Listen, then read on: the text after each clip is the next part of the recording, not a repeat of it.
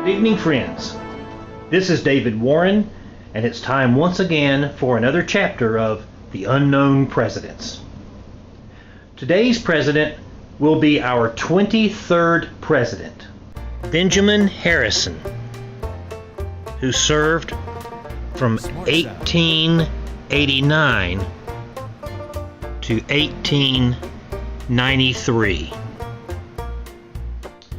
And here to give us the story of Benjamin Harrison, Captain Longstreet.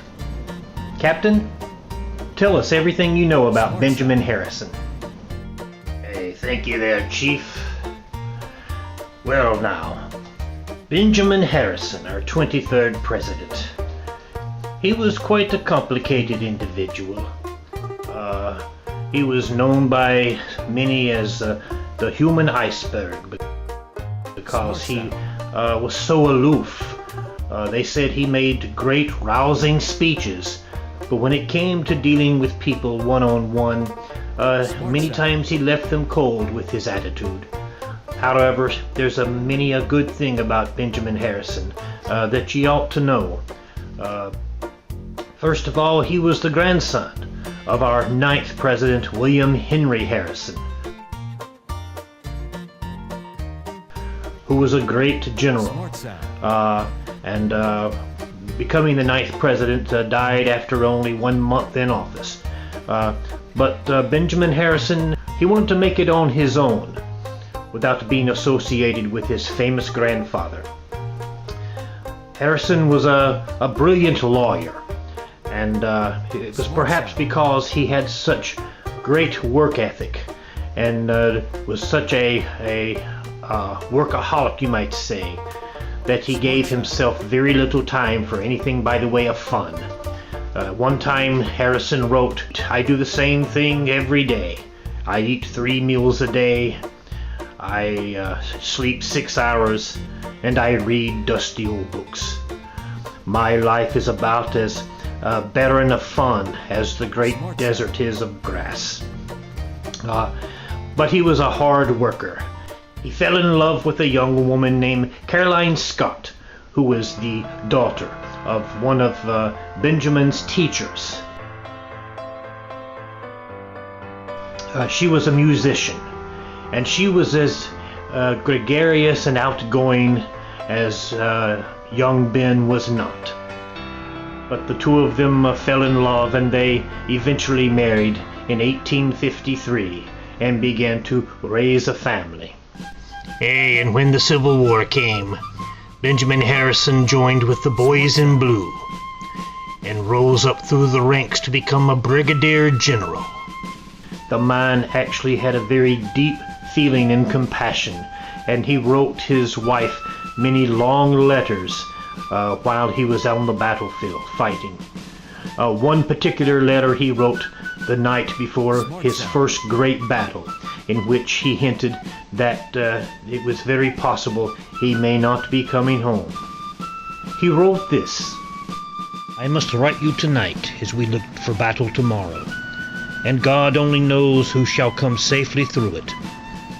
May God in his great mercy give us a great victory, and may the nation give him the praise. You will perhaps like to know how I feel on the eve of my first great battle. Well, I do not feel in the least excited, nor in any sense of shrinking. I am in my usual good spirits, though not in all insensible to grave responsibilities and risk, which I must bear tomorrow.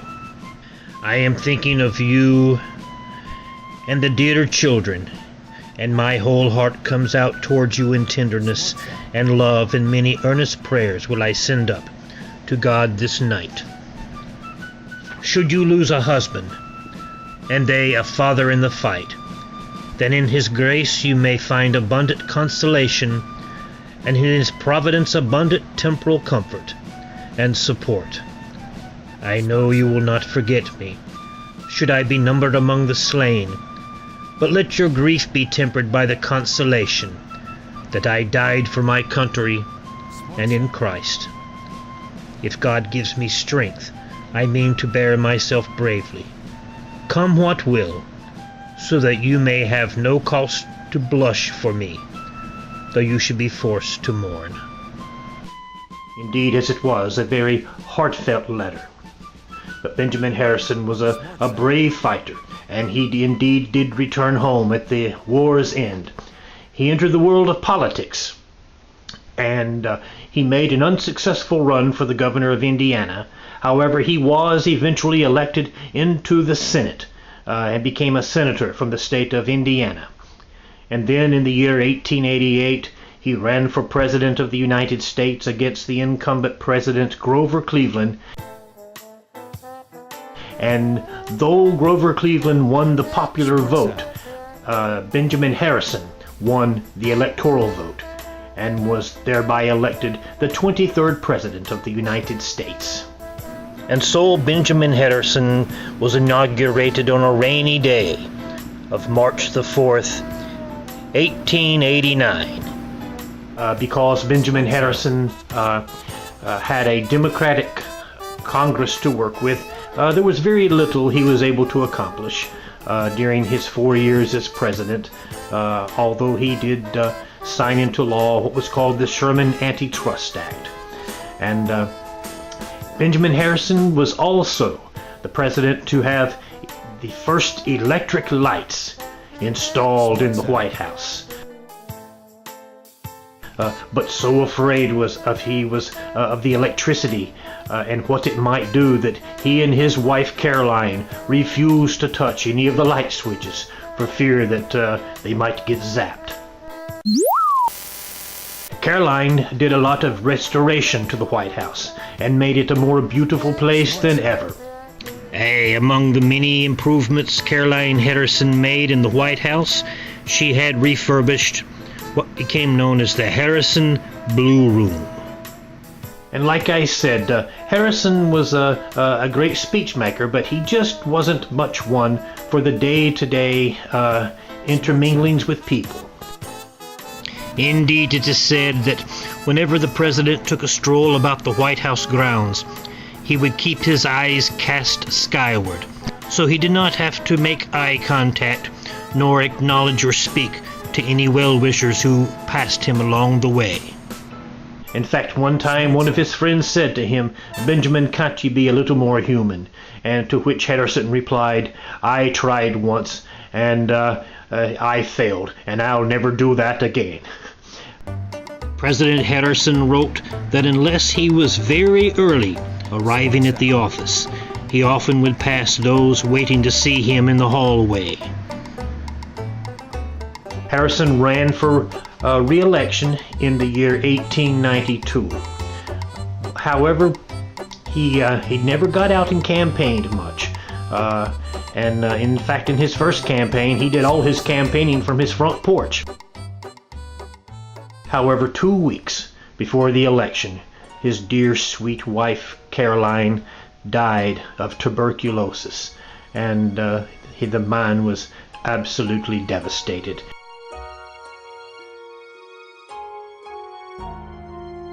And he lost his re-election bid once again to Grover Cleveland, who returned into office. Benjamin Harrison retired, and he remained active somewhat in politics. He did some traveling, and he even served as a trustee on the board of trustees of Purdue University. And then in 1896, the 62-year-old former president remarried, and he married the niece of his late wife. He married a young 37-year-old woman named Mary Lord Dimmick.